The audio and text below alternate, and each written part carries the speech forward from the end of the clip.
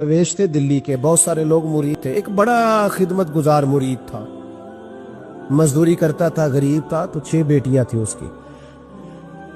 हजरत साहब के पास रोज आके कहता, हुजूर बच्चियों के लिए दुआ करें, अल्लाह कोई असबाब पैदा कर दे। एक बच्ची की शादी का खर्चा 1000 दिनार है और मैं गरीब हूँ। हजरत साहब दुआ कर देते। खानका शरीफ के थोड़े ही फासले पर हजरत जहां बैठ के मुरीदों की तरबियत करते थे, उससे थोड़ा ही फासले पर ना एक ईसाई रहता था, बड़ा मालदार था, बड़ी सारे ऊंट, गायें, भेड़, बकरियां रखी हुई थी और हजरत शरफुद्दीन रहमतुल्लाह अलैह की बड़ी मुखालफत करता था। और ये जो आपका गरीब मुरीद था, ये उसका पड़ोसी था। एक दिन बुला के ना उनको कहने लगा कि तू किधर जाके जो है वो टकरे मार रहा है, वहां से कुछ नहीं मिलने वाला। वो तुझे क्या देंगे जिनकी खानका खुद चंदे पे चलती है, मदरसा चंदे पे चलता है, मस्जिद चंदे पे चलती है। तेरी बेटी का मामला कहाँ हल होगा? तो उस दरवेश ने कहा कि तू मेरे पीर को नहीं जानता, तू अजय मेरा महबूब नहीं डिठा, तो पता नहीं ना, तू इस रास्ते का मुसाफिर नहीं, तू नहीं जानता।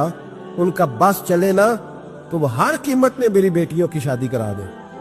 अब वो ईसाई था, कहने लगा अच्छा चलो ठीक है, अगर इतनी बात है ना तो जाओ उनसे जाके कह दो कि 6 साल के लिए मेरे साथ मुआहदा कर ले और मेरे जानवरों को चारा डाल दिया करे, 6 साल ड्यूटी करे, मैं 6000 दिनार दे देता हूँ। वो मेरे साथ 6 साल मेरे जानवरों को चारा डाले रखते हैं ना, अब चारा डालने के लिए एडवांस पैसे दे के।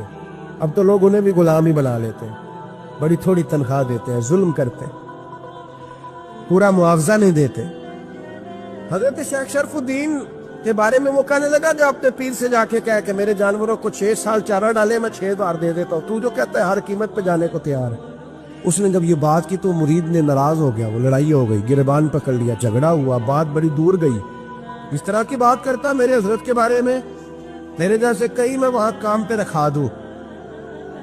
जब वो बड़ी बहस हुई, बात मोहल्ले में, इलाके में फैल गई, दुनिया ने सुन ली, तो शेख शरफुद्दीन तक भी पहुंच गई। इस तरह झगड़ा हुआ है। लोग सो गए इशा की नमाज के बाद। हजरत साहब ने ना सर पे कपड़ा लिया, उस ईसाई के दरवाजे पे दस्तक दी। वो बाहर आया, फरमाने लगे लोग तो सोच समझ के मुलाजिम रखते हैं, तूने भी तो सोच ही लिया होगा, तभी तो मुझे ऑफर की है। तू अपनी ऑफर पे कायम है? वाकई मुझे रख लेगा और 6000 दिनार दे देगा? कहने लगा जा बाबा काम कर अपना। फरमाया नहीं, तूने इतने लोगों में बात की, इतनी बहस हुई, तो कायम है? कहने लगा मैं तो कायम हूं, पर आपने नहीं कायम रहना। फरमाया मैं सोच समझ के आया हूं। उसने कहा आप ड्यूटी करें कि भैंसों को चारा डालेंगे? फरमाया एक शर्त, बस जब अजान हो जाए ना तो मुझे रब की नमाज पढ़ने की इजाजत दे देना, बाकी सुबह शाम जो तू कहेगा। अगर उस गरीब की बेटियां ब्याही जाए तो मुझे और क्या चाहिए? उसकी 6 बेटियों का बोझ है उसके सर पे, तू मुझे रख ले। अल्लाह अकबर। वो कहने लगा चले पे मेरे साथ खते बंदगी कर ले। आजकल हम स्टाम करते हैं, उस जमाने में खते बंदगी होता था, गुलामी का खत काजी शहर के पास, यानी उसका ख्याल था कि चलो स्टाम की बात करूंगा तो भाग जाएंगे। फरमाया चल मैं तैयार हूं। काजी तक गए, तय हो गया, 6000 दिनार दे दिए। हजरत ने मुरीद को बुलाया, फरमाया पुत्र ये ले जा मेरी बेटियों को रवाना कर। कहने लगा हुजूर ये क्या कर रहे हो आप, कुछ सोचे। फरमाया यार जब तुझे बेटा बना लिया तो फिर मेरी पोतियां तो लगती हैं ना, मेरा हक तो बनता है ना, जा जाके ड्यूटी कर, उनको ब्याह दे। बात फैल गई। बादशाह भी अकीदतमंद था, वो 12000 दिनार लेके पहुंचा। क्या बताऊं इन रब के बंदों का दिल कैसा होता है, क्या दर्द होता है, क्या रंग। 12000 दिनार लेके बादशाह आया और आके हजरत को पेश किए का हुजूर आप दे इस ईसाई को डबल दे और जाए काम करे। आप फरमाने लगे तू पैसे दे, शर्तें ना लगा, मेरा जहां दिल करेगा मैं खर्च करूंगा, मुझे तो मजा ही अब आने लगा है। अभी तो लुत्फ आ रहा है, अभी तो जायका आया है कुछ करने का, पैसे देने या तो दे, पाबंदी ना लगा, जहां मेरा दिल करेगा मैं। उसने कहा हुजूर ठीक है रख ले। हजरत ने फजर मस्जिद में पढ़ी, जेब में 12000 दिनार थे। ऐलान फरमाया भी किसी और की बेटी भी बैठी है तो पैसे मेरे पास है। वो 12000 दिनार भी बांट दिया और 12000 दिनार बांट के ना तो फिर चले गए खेत में चारा काटने। उस ईसाई को किसी ने बतलाया कि उनके पास तो 12000 आया है, पर तुझसे जान नहीं छुड़ाई उन्होंने। कि वादा ये हुआ था कि 6 देंगे तो जाएंगे, जब तक देंगे नहीं तेरे घर में काम करेंगे। वो ना चारा काट रहे थे, हजरत साहब तो वहां पहुंच गया, दूर जाके खड़ा हो गया, कहने लगा बाबा پہلے تو میں نے مسلمانوں کے اخلاق سنے تھے، اب تو میں نے دیکھ بھی لیے۔ اور یہ بتا جب 12,000 آیا تھا تو جان کیوں نہیں چھڑائی؟ تو حضرت چارہ کاٹتے کاٹتے رو پڑے، فرمانے لگے تو نہیں نہ جانتا یہ بیٹیاں سانجی ہوتی ہیں، پتہ نہیں نا؟ میرے رسول پاک نے تو حاتم تائی کی بیٹی کے سر پہ کپڑا رکھ کے کہا تھا بیٹیاں برابر ہوتی ہیں، تو یہ نہیں پتا جب اس کی 6 بیٹیوں کی شادی ہوئی ہے میرے اندر روحانیت کتنی بڑی ہے۔ فرمایا پھر 12,000 آیا ہے تو 2-4 بچیاں پھر گئی ہیں، مجھے نہیں پتا میں اندر سے راضی کتنا ہوں، میں تیری نوکری کرتا رہوں گا، پتہ نہیں اللہ کتنی بیٹیوں کو بیاہ دے گا۔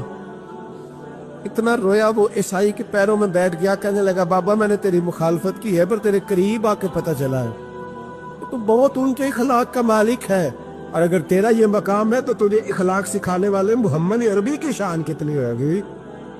حضرت عائشہ صدیقہ رضی اللہ تعالیٰ عنہ فرماتی ہیں ایک عورت تھی اور اسے نبی پاک صلی اللہ تعالیٰ علیہ وسلم نے وہ کلمہ پڑھ کے مسلمان ہوئی، مدینہ طیبہ آ گئی تو حضور نے مسجد نبوی شریف میں اس کے لیے مکان، ایک سادہ سا کمرہ ساتھ مسجد کے بنوا دیا، وہیں رہنے لگی۔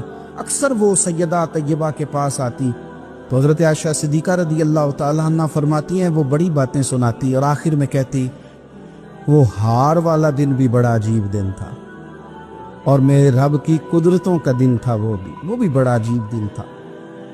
سیدہ عائشہ صدیقہ رضی اللہ تعالیٰ عنہ ایک دن فرمانے لگی کہ تو ہار والے دن کا بڑا ذکر کرتی ہے، وہ کیا دن تھا؟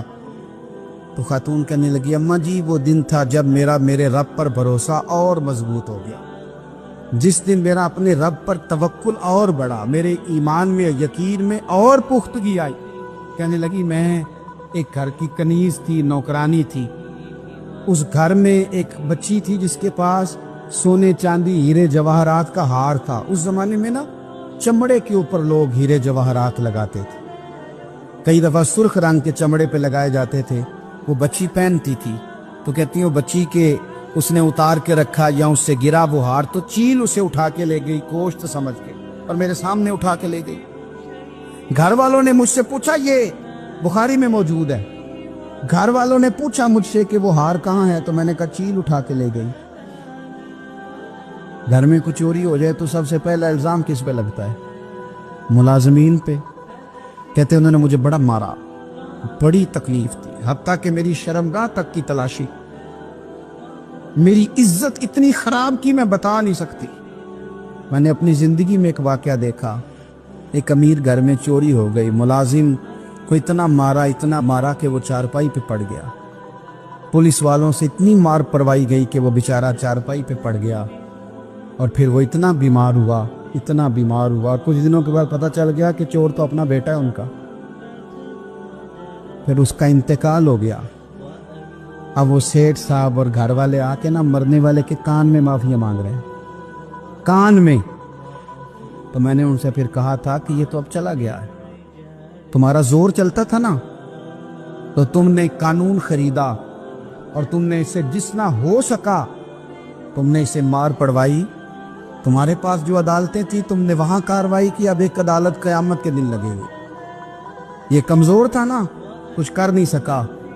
میرے نبی پاک صلی اللہ علیہ وسلم نے فرمایا سن لو، اگر سینگ والی بکری نے بغیر سینگ والی بکری کو تکلیف دی ہوگی نا تو قیامت کے دن اسے بھی بدلہ دینا پڑے گا کہ تیرے پاس سینگ تھے اور تو نے اسے مارا تھا۔ وہ خاتون عرض کرتی ہے سیدہ عائشہ کی خدمت میں کہ مجھے بڑا مارا، مجھے تکلیف دی، میں کہہ رہی تھی کہ میرے سامنے چیل لے گئی ہے پر وہ نہیں مان رہے تھے، اماں جی انہوں نے مجھے بڑا مارا۔ حضرت عائشہ صدیقہ کہتی ہیں پھر کیا ہوا؟ کہنے لگی اماں جی جب کوئی میرا مددگار نہ رہا، مجھے تکلیف دے رہے تھے، رسوا کر رہے تھے، تو میں نے اپنے رب سے مدد چاہی، میرے رب کی طرف میں نے توجہ کی، میں نے کہا مالک اب تو ہی میرا مددگار ہے۔ کہتی ہے وہ مجھے مار رہے تھے تو وہ چیل جو ہار لے گئی تھی وہی لے کے واپس آ گئی، اور ہمارے سروں کے قریب لا کے اس نے جب اس ہار کو پھینکا وہ مجھے چھوڑ کے سائیڈ پہ ہوئے، وہ میری بے گناہی جان گئے، لیکن آپ کو بتاؤں اس دن سے میرا اپنے رب پر یقین اور بڑھ گیا۔ مجھے سمجھ آ گئی کہ جب انسان پورا ٹوٹ جاتا ہے اور جب کوئی چاروں جانب اس کا مددگار نہیں ہوتا تو رب تو ہوتا ہے نا، اللہ تو اس کا مددگار ہوتا ہے نا، وہ تو پھر اپنے اس بندے کی مدد کرتا ہے نا۔ پھر وہ تو توانائی دیتا ہے نا، وہ تنہا نہیں چھوڑتا، وہ تو آنسوؤں والوں کے آنسوؤں پہ بڑا کرم فرماتا ہے، وہ تو قسم پرسی میں آ جاتا ہے، اس کی رحمت بڑھ کے استقبال کر لیتے۔ پھر سیدہ عائشہ صدیقہ کہتی ہیں زمانہ سو جاتا اور میرے رسول مصلی بچھا کے کھڑے ہو جاتے، او یار کھیتی باڑی کر کے نہیں، محنت مزدوری کر کے نہیں۔ جناب عائشہ کہتی ہیں میں یہ بھی دیکھتی کہ حضور ایک آیت شروع کرتے تو ساری رات اسی کو پڑھتے، اور میری نظر جاتی تو قدم مبارک پہ ورم آ جاتا۔ یار نماز پڑھ کے اتنی مشقت کر کے اتنی جد و جہد کر کے ورم آ گیا، یا رسول اللہ اتنی محنت کیوں کرتے ہو؟ فرمایا افلا اکون عبدا شکورا، کیا میں اپنے رب کا شکر گزار بندہ نہ بنوں؟ صحابہ کا ذوق عبادتوں کا، ریاضتوں کا، تلاوتوں کا، طبیعت ہے ان کی، وہ ایک دوسرے کو، حضرت مولا علی شیر خدا کرم اللہ تعالی وجہہ الکریم کے زمانے میں روم کے بادشاہ نے کہا یار یہ مسلمانوں کا پتہ تو کرو، یہ آخر کیوں اتنے زیادہ مجاہد ہیں؟ اس زمانے میں جاسوس بھیجنے کا مزاج تھا، اب تو جاسوس پکڑا جاتا ہے، اب تو جاسوس ہو، اور جاسوسی کا شوق ویسے آج بھی ہے۔ عرض کروں تھوڑی سی بات اس عنوان سے، پتہ کیا ہمارا مسئلہ ہے؟ ہم جہاں جاتے ہیں نا وہاں تھوڑی خوشبو سونگنے کی کوشش کرتے ہیں، وہ کیا ہے تو یہ کیا ہے تو ادھر کیا ہے تو تھوڑا سا۔ نبی پاک علیہ السلام نے فرمایا جاسوسی نہ کرنا ورنہ تم بندوں کو خراب کر دو گے، اور فرمایا اس طرح نہ ہو کہ تم کسی کے آپ کھول نہ نکلو تو تمہارے پہلے کھول جائیں۔ یہ جو ذوق ہے نا یہ ختم کریں، چھوڑیں، مطلب آپ کس چکر میں پڑے ہوئے ہیں؟ اتنی زیادہ توجہ کرنے کی کیا ضرورت؟ اپنے کام سے کام رکھیں، اس میں بندہ تھوڑا سا نا آسان رہتا ہے۔ یہ جو بہت زیادہ ٹٹولنے والے لوگ ہوتے ہیں نا وہ بےچارے پھر عمر ٹٹولتے ہی گزار دیتے ہیں، اس لیے کہ مزاج ہی بہت پکا ہے، بوری کا منہ کھول کے اندر تک ہاتھ ڈالنا، تو پھر کئی دفعہ سامنے سے بچھو بھی لڑ جاتا ہے، خرابی ہوتی ہے۔ تو جاسوسی کی جاتی تھی، اس نے بھی جاسوس بھیجے کیونکہ قبیلوں کے لوگ تھے، کچھ مسلم کچھ کافر، پہچانے نہیں جاتے تھے لوگ، تو کچھ لوگ اس نے بھیجے، انہوں نے آ کے نا تحقیق کی،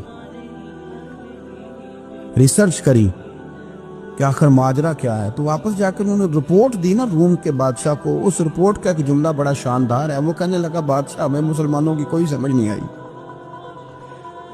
ہمیں کوئی سمجھ نہیں آئی۔ انہوں نے کہا بھئی کیوں نہیں سمجھ آئی؟ کہنے لگے یار عجیب بندے ہیں، جب رات مسلح پہ بیٹھتے ہیں تو یوں لگتا ہے ان کا دنیا سے رشتہ ہی کوئی نہیں، کوئی کسی کو نہیں جانتا، کوئی اپنے دکھ سنا کے رو رہا ہے، وہ اپنی بات کر کے رو رہا ہے، لگتا ہے کہ ان کا کوئی رشتہ ہے ہی نہیں جب مسلح پہ بیٹھتے ہیں۔ اور فرمایا جب سویرے یہ جہاد کرنے نکلتے ہیں تو لگتا ہے ان سے زیادہ دلیر ہی کوئی نہیں۔ حالانکہ جو مسلحوں پہ رونے دھونے کے لوگ ہوتے ہیں وہ کئی دفعہ جہاد میں کام نہیں کرتے، لیکن عجیب لوگ ہیں کہ رات کے راہب ہیں، دن کے مجاہد ہیں، کوئی سمجھ نہیں آتا۔ میرے عزیز ان لوگوں نے مسلح آباد کر کے رکھا، تلاوتیں ان کا ذوق رہی، منظر روز پڑھنا، اسباق پڑھنا، وظائف پڑھنا، یہ ان کا ذوق رہا۔ اعلیٰ حضرت بریلوی رحمت اللہ نے 1000 کتاب لکھی ہے، لیکن الوظیفۃ الکریمہ کے نام سے جو وہ صبح و شام وظائف پڑھتے تھے وہ الگ انہوں نے ان کو بیان کیا، پابندی کے ساتھ اپنی اللہ اللہ کرتے۔ شیخ شہاب الدین سہروردی رحمت اللہ علیہ، اس پر ایک بندے نے اعتراض کیا، اس نے کہا جی آپ کس قسم کے صوفی ہیں، مرید بیٹھے ہیں اور آپ وہاں نفل پڑھ رہے ہیں؟ کوئی بڑا مسئلہ ہوتا ہے نا، جو بندہ ملنے آتا ہے وہ اپنے ٹائم کے حساب سے آتا ہے، اور اس کا یہ بھی خیال ہوتا ہے کہ پیر صاحب جو ہیں وہ چونکہ درویش ہیں تو نہ انہیں روٹی کھانی چاہیے نہ سونا چاہیے، چونکہ وہ درویش ہیں، اور ہم چونکہ درویشوں کے ماننے والے ہیں لہذا ہمارا یہ طریقہ ہونا چاہیے کہ جیسے ہم کہیں درویش ویسے ہی کر جائے۔ حالانکہ جس کو آپ درویش کہیں گے آپ اس کی مانیں گے، آپ منوائیں گے نہیں، ہمارا مزاج ہوتا ہے۔ شیخ شہاب الدین پر لوگوں نے اعتراض کی، حضور لوگ ملنے آئے ہیں، زیارت کرنے آئے ہیں، بندے دعا کرانے آئے ہیں، اللہ اللہ کرانے آئے اور آپ نفل پڑھ رہے ہیں، کیا جملہ ہے، کیا حسن ہے، کیا خوبصورتی ہے۔ فرمانے لگے رب رسول سے مانگنے کے لیے مصلی بچھایا ہے، اگر وہاں سے مانگوں گا نہیں تو تمہیں دوں گا کیا؟ پہلے مجھے کچھ لے تو لینے دو، اگر میرے پلے کچھ ہے ہوگی تو آگے دوں گا نا، تو میں مانگنے گیا تھا کہ یا اللہ دے تیرے بندے لینے آئے ہیں، دے تو میں کچھ لوں گا تو آگے دوں گا نا۔ لیکن ہمارا یہ سٹیٹس، یہ مزاج، یہ شعور نہیں ہے۔ گپیں، کہانیاں، داستانیں، گفتگو، خطابت، واز، کیا بات، لیکن اگر کچھ کرنے کا کام ہو تو وہ نہیں ہم سے ہوتا۔ میرے نبی کریم علیہ الصلوۃ والسلام نے مصلی سے